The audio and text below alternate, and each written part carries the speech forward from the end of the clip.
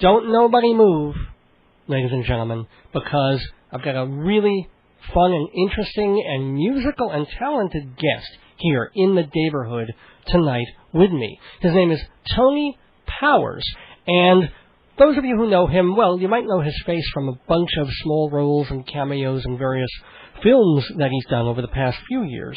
But the main reason that I knew him, and I mentioned this towards the top of the show, was back in pretty early days of MTV, when they were still taking chances on stuff and everything wasn't prepackaged and just for little budding teenagers. They were still trying to figure out what would work, or just trying to find things to play to fill a music channel that was on 24/7.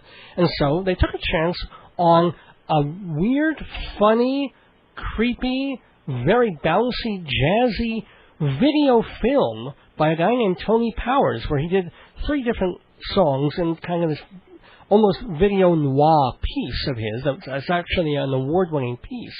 And the most popular one of that was a song called Don't Nobody Move, This Is a Heist. And it was one of those cult numbers. It stuck in your head forever. And you tell people about it. It's like, did you see that video? Did you see what? It was so cool. And not much really happened, at least on a big scale after that. And I was always wondering for years, whatever happened to Tony Powers? Where did he go? He had that amazing song, he had that video. What happened? And so tonight, finally, now granted, I figured out what happened a couple of weeks ago by Googling and Wikipediaing and all that stuff, but it's more fun to get it from the actor-singer's mouth. And so here, in the neighborhood, please welcome everybody, Tony Powers. How are you doing, Tony? Nice intro. I'm good, Dave. Thank you, Tony. So tell me, between 1980 and now, where have you been? Well, where have I been? I've been writing what I felt like writing, for one thing. I just didn't feel like writing any more commercial stuff that everybody wants to hear. I've been an actor. And I had a pretty big role in Cadillac Man. I don't know if you saw that. Robin Williams film. Well, I've seen the film, but I wouldn't have really thought to look for you, and I guess I should have read the credits. Oh, I had a huge role. I was Captain Mason, and that was pretty good. And I've done TV, NYPD Blue a couple of times. Well, you have that kind of face. I mean, not an unhandsome face, but it's a Scorsese face. If people know what I'm saying, yeah? I was in Goodfellas. Oh, well, there you go. Yeah, I was Jimmy 2 times in Goodfellas.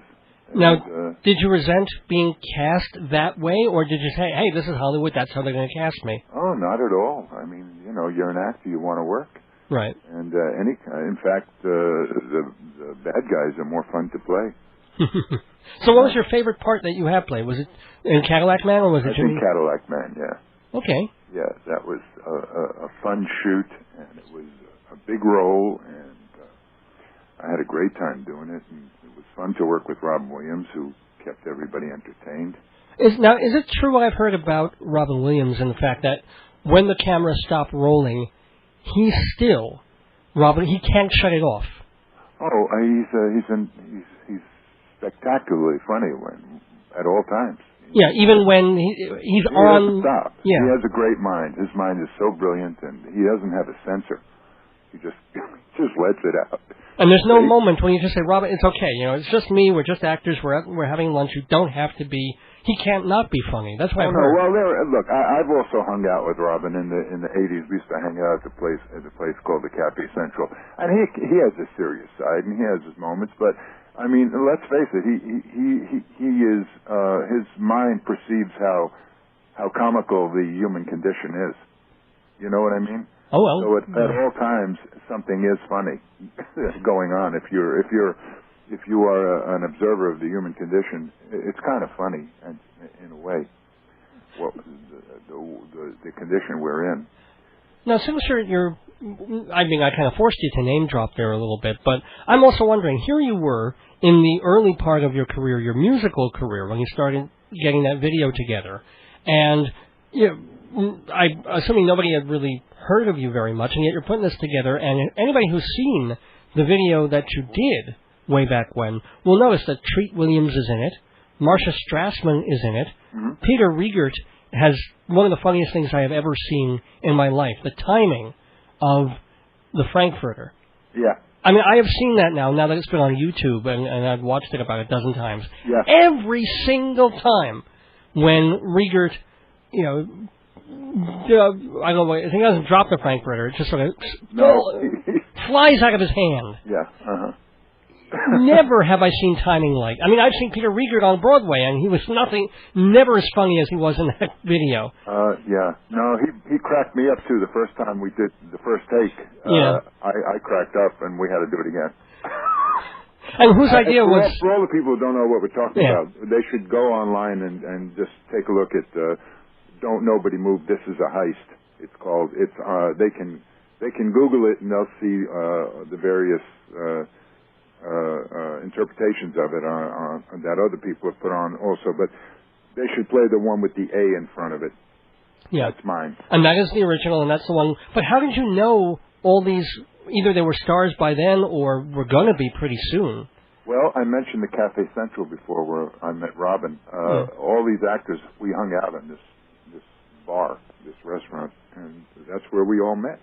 Huh. And so I asked them, would they do this? And they knew some of my music, and Treat Williams got in his private plane where he was doing a play in Ohio, got into his plane, flew in and stepped in my bathtub to do that scene, and then stepped out and flew back to do the play.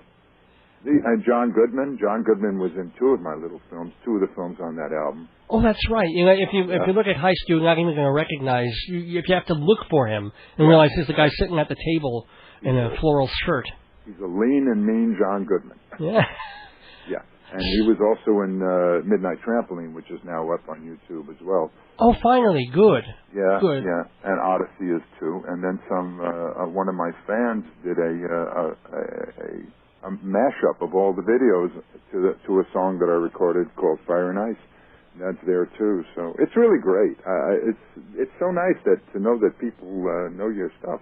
I kind of gave a bit of a misnomer. We're talking to Tony Powers, by the way, of music and movie renown, and I made it sound like that was your first thing, like that video and Don't Nobody Move and Midnight Trampoline were your first songs and nobody heard of you, when actually you were a brill-building songwriter. Oh, yeah. In the days of, maybe a little bit after the days of Carole King and Neil Sedaka. Oh, during.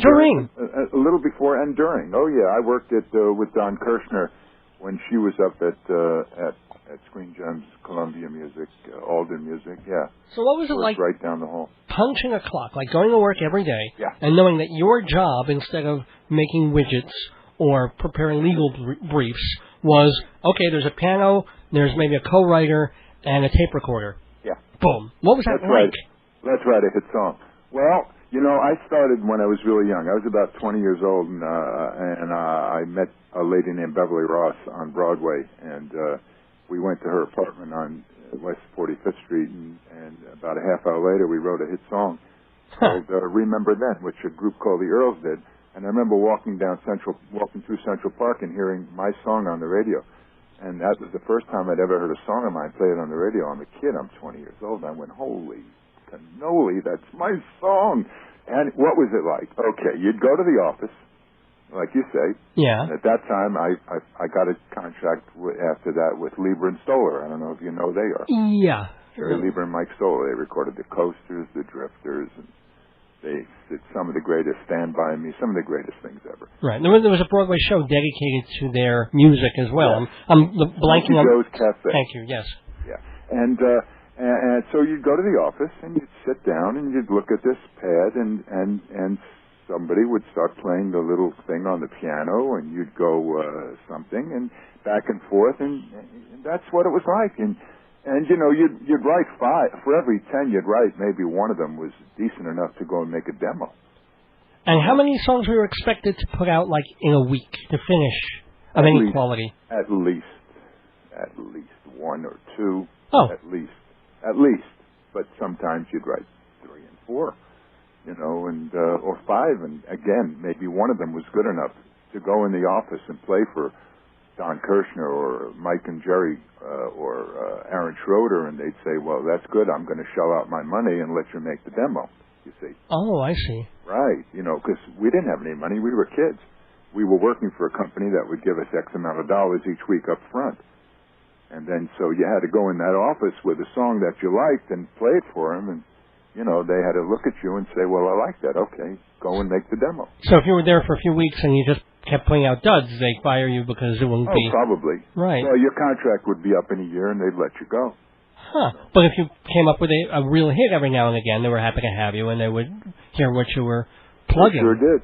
And I didn't even know, Dave, until the advent of the Internet. I sort of stopped keeping track of my songwriting career, my commercial career at the Brill Building, when I left it, which was in the early 70s. I stopped keeping track. I went and looked at my discography, and I couldn't believe all the songs that I wrote that were recorded by other people. Boggled my mind to see it. I didn't even know Ricky Nelson did things of mine. I had no idea that certain people recorded my songs. Louis Armstrong recorded one of my songs. What song did Louis Armstrong do? 98.6 or no? I Like This Kind of Party. Oh. Jack Keller and I wrote it when I was working for Don Kirshner. Wow. It's kind of amazing. And are you reminded by royalty checks, or is all that time gone? Oh, no, you still get, I'm assuming. Oh, gosh, yeah, I still get because I wrote a lot of hits, quite frankly. Well, no, that's great. In my little career, in my little 7 years in the Brill Building, basically, I wrote with Phil Spector, I wrote with... Okay, stop right there. Yeah. Stop right there. Was he... Well, we all know he's nuts. He was nuts back then. But how nuts was he when you knew him? I would say eccentric. Okay. Eccentric. He was eccentric when I knew him, too. He would have a meeting in the back of his limousine. Well, that would be a quick meeting. He had, he was kind of eccentric, but very talented. But you never got a wind of him being dangerous or being... Well, everybody knew that he would... No. Wait, carry a gun. Everybody knew that. We were kids then. He was like 25, 27. We were kids. Okay. No, that stuff never happened at that point when I knew him. Did he ever put his sound to one of your songs? Oh, God, yeah. Do I ever put his sound to any of my songs? No. In other words, did he ever take some of your songs and do the Phil Spector production? We wrote 2 hits. Today I Met the Boy I'm Gonna Marry, that I wrote with Ellie Greenwich and Bill, and that was a big hit for Darlene Love. Mm-hmm.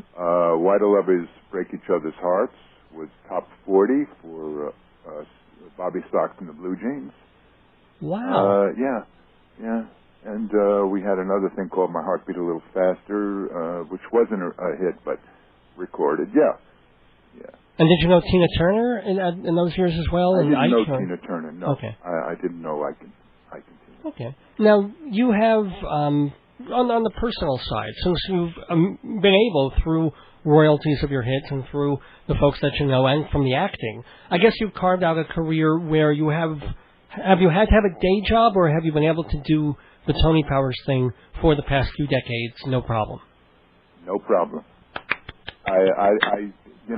One of the things about living a happy life is trying never to do what you don't want to do. Oof. I don't have a day job. I've never had a day job. Well, not after the age of 20. Or not after the punch-the-clock years of the day job of writing songs, but even that was right. That's the last day job I had. No, I've been able to, through acting and music, I own a home, and I'm a happy guy. And you have a wife and kids? I have had a wife, but no longer. How did you kill her? No. Yes, really. No, unfortunately, it just didn't work out. And I'm always too selfish to have children, I'll tell you the truth. I don't think I could have given them the time that I had to give to myself. I had to nurture myself. That's selfish, but... well, it's also honest. It's more honest than people mostly are when they say, oh, well, we have to have children, and, of course we're going to have children, and then it's going to be a little me. Yeah, right. I think there's a little too much of that. Well, I'm happy for all the people that are happy with their children. I have lots of nephews and nieces, quote unquote, and I'm very good with children as long as they're not mine, I guess. We're talking with Tony Powers here in the neighborhood, and now Tony has been called, and this is on one of the websites that has a bio of his work, that yes, when he was doing stuff in the Brill Building, it was that old kind of pop music stuff, the stuff that pre-Beatlesy rock and roll. Now, the things that he's been turning out have been compared to this odd cross between Jacques Brel and Nick Cave and jazz and Tom Waits and this whole melange of stuff that one person called you a retro futurist. How would you describe your music? That's great. I can't describe my music. That's the problem, because it's whatever I feel like writing, and you know, my ears go way back to, you know, through classical, blues, jazz from the 30s, Gershwin. So yeah, it's whatever I feel like. I mean, I can't explain my stuff. You have to listen to my stuff. And I'm nothing, you know, I'm okay. I'm pretty good. I like my stuff. It's different. And that's all I can say about it. It's different. Well, here's the thing. You spent 7 years, as you said, being a punch-the-clock songwriter at the Brill Building, turning out hits, working with Don Kirshner, working with Ellie Greenwich, and writing with other folks. And then after 7 years, with Lieber and Stoller, what happened at that 7th year? There's a pretty cool story on the Internet about how you showed that you kind of wanted to do something else. I wrote a song called, I was working for Don Kirshner, and I wrote a song called The Day I Lost My Watch. Yeah. It's not exactly a commercial music title, and I went in and played it for him. The day I went in and played it for him, I was wearing, I remember, I was wearing a black silk suit, a silver silk tie, a white on white shirt, and I was barefoot. And this is how I went into his office and played him this The Day I Lost My Watch, which was a completely off-the-wall song, you know. Now, and he looked at me and thought I was crazy, and and that's the day I guess I quit. Now, you had never dressed like that before. I always dressed like that, but never barefoot. And also, I seem to recall, I will try and phrase this as delicately as we can, but the day you lost your watch, you decided to use something else to tell time. Is that? Yes, it rhymes with watch. Yes. And it starts with a CR. It also rhymes with clock, in a way, yeah. So, yeah, I would figure that would be the... So, did you just burn out? Obviously. There's a dark question. Are you asking if I burnt out? Yeah. Okay, here's the deal. I didn't burn out at all. What happened is I got very political. I realized, well, you know, at that time it was the Vietnam War. The Vietnam War was at that time. I lose track of all our wars. Unfortunately, we've had so many. Yes. And at that time, it was the Vietnamese War that was getting us into little trouble. Anyway, I got very political, and you just can't write that kind of stuff at that time in commercial music. I'm glad to say things have loosened up a bit. But, you know, I started writing that kind of thing, and it wasn't that I burnt out. It was that I burnt on. Now, what year are we talking about? More. Yeah, well, this would have been 60 what? 69, 70. Oh, that late? Well, actually, there was a lot of political music. 71, yeah. It was rock. I mean, it wasn't the Brill Building rock, but you can certainly say that Bob Dylan and Phil Oakes and X amount of people were doing politically oriented material. The Byrds, even. Absolutely, yeah. So So when you tried to move into as a solo artist, you did release an album or two, I'm assuming. Yeah. This was before the 1970s kind of, or the 80s rebirth, as it were. Yeah, but nothing really ever happened to them. I just did a couple. Well, I made something called Homemade, which is a real sort of. I was very angry at the music business because you know, you had to have a song with 3 minutes, and it had to have a hook in the first chorus, and it had all these rules, and I got very angry at it, and I recorded a song called Homemade, an album called Homemade, and I specifically wrote handwritten liner notes. This album was recorded at home in my walk-up on a Sony TC using 2 used MPO tapes. I mean, it was just, you know, it was everything that pop music wasn't, using no reverb, no overdubbing, one track, no engineer, no rehearsal, no musicians, no studio, no producers, no gushing executives, no photographers, no nothing. That's what the album liner notes said, and it went on and on. I was really, you know, a little ticked off. at the fact that you had to write everything had to be 3 minutes. So every song, I timed every song at 2:22 on the as my joke. But anyway, people just what people ought to do is, rather than me saying all this, just go on to my website, www.tonypowersmusic.com. You know, they can read all about this stuff. And well, it's a little more interesting to hear the person say it. But yes, you can go to tonypowersmusic.com, both to read some of this biographical stuff and also... You can read some of the new lyrics. Uh-huh. Of the new CD. I didn't burn out. No, I burned on. I burned so hot that I kept burning, and I'm still burning. No, I also did in the 80s, I did the video album, the video EP, and which was part of a recorded LP. But the thing is, we named the music company on the album Translux, and Translux Corporation didn't like that, so we had to pull the album. Oh, you're... No. Also, let me tell you a little thing about the video album. The video album was picked up by Sony, and they put it in the stores, and it turns out I had a guy who worked on the films as an assistant producer, and I had to fire him because he was really a troublemaker. He would change shots on me without telling me, and everything would be held up. And so I fired him. Yeah. And he happened to be in one shot, and he sued. He sued because we didn't have a release on him, because one of his jobs was the releases, and he ran out of releases the night that we filmed him. So he never gave me a release. So he sued us. Oh, my God. Did he win? Because I fired him. Well, Sony got so scared that they pulled the album no matter what. Oh, for the They love just of... pulled the album out of the stores. You know, It's a good thing Night Flight played it, because that's how people got to know it. Yeah, one thing I am kind of wondering, I'm a little surprised. I mean, I've been listening to your new album called Who Could Imagine, and I'm enjoying both the political stuff and also some of the weird artsy cabaret stuff and the fun, bouncy stuff. And you do a new version of Don't Nobody Move, This Is a Heist, which I don't blame you for. I mean, that's kind of the song that you're known for. Well, it's just a new vocal, actually. The track is the same. I'm wondering about that, because it sounds, there are certain differences, but it's kind of close. I'm wondering why you didn't just use the original. It is the original. I just redid the vocal. Yeah, but why? Oh, because I don't know. I wanted to redo the vocal. Cool.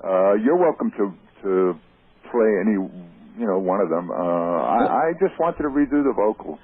No, because there's also, I mean, not to critic, because the album's really cool, but there's something about that particular track on the new album where the fidelity is a little lower and a little muddier than the rest of it. That's because it's the original track. We took it off the 24 track, which had to be baked. It was so old. Oh, wow. We had to bake it. No, in order to remix it, we had to get it off the 24, the original 24 track, as opposed to re-recording it. Now, I recorded this whole thing on a shoestring, so we didn't want to. So we used the original 24 track, and that's why. That is the one side on it that sounds a little muddy. So you know what we said, well, we'll just think of it as a garage band thing. Yeah. As a grunge take. And then I love it as that. I love it as what it is. It's raw, grungy sounding, and that's what it is. Hi, it's Tony Powers. It was really, really fun to be on Dave Lefkowitz's show, Dave Gone By. You're listening to Dave's Gone By on New York's WGBB AM 1240. Enjoy. Finishing up this delightful time with Tony Powers, the singer, the songwriter, the actor. Do you feel now that there's been a sea change in the music industry?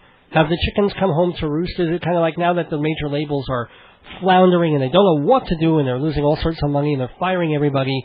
Are you happy about that because now it's back in the hands of the artists, sort of? Or is it just as scary because now everything's so fragmented that if an artist sells 10,000 copies of a CD, that's a major hit? Oh, gosh. I don't think about that. Here's what I think about. I think about that music is becoming so inclusionary now. That's what it is. I mean, I listen to these kids. They're doing stuff that I wanted to do in the 60s and that I've been doing. They've all caught up to me. They've passed me. I think it's wonderful the amount of good stuff that I hear, and that's all I think about. Whether or not the record companies, or whether it's karma or whatever, what's happening to them doesn't concern me. I hope everybody does well, and I'm just glad that all the kids are writing such great stuff. I hear things that blow me away. Well, who are you listening to these days? What bands? What people? Well, when I listen to these kids, I'll listen to a kid like Soup John Stevens. You know? Yeah. He does these albums about places. Yeah. Yeah, Arcade Fire. I really don't listen too much, but when I do listen, I listen to classical music. Well, when I do listen to these kids, I'm just amazed at the stuff I hear. I think it's great. It's brilliant, a lot of it. And a lot of it comes out of, these guys. I'm sure they listen to Frank Zappa at some time, because there are a lot of things that sound to me sometimes like it was incarnated Frank Zappa. Were you a big Zappa listener, and did he influence you a bit? He's a giant. Well, yeah. He's a giant. I don't even approach his talent. He's a musical giant. My head is like his, but he's got the chops. He really does. He has the chops. Well, he's great. You've got a few chops yourself. I mean, I like a lot of the music on your new CD. Of course, everybody, if you haven't by now gone and surfed over to YouTube to see some of the old stuff, you should do that too. Just look for Tony Powers. Are you going to do some videos to go with your new CD? I'm thinking about doing one for cartoon. Yeah. I'm thinking about that, and in black and white, I think I'd like to do it. Yeah, and now it's kind of less expensive to do those things too, because you get a camcorder and you got a video. Pretty much.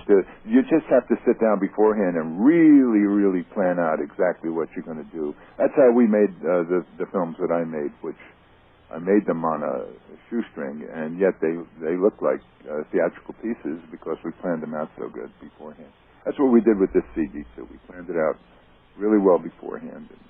Well, we'll go out with another song from the Who Could Imagine CD, the new CD by Tony Powers. First of all, just also want to thank you so much for taking the time to be in the neighborhood with us here. And wishing you the best of luck with the CD, with all the other acting that you're doing, and with the music that you're working on from now until the next time you're here. Let me just plug it one more time. Go for it. Who Could Imagine? You can get it on, you can check it out on CD Baby online. You can go to my website, www.tonypowersmusic.com. I hope you enjoy a little bit of, what are you going to play? Probably cartoon. Okay.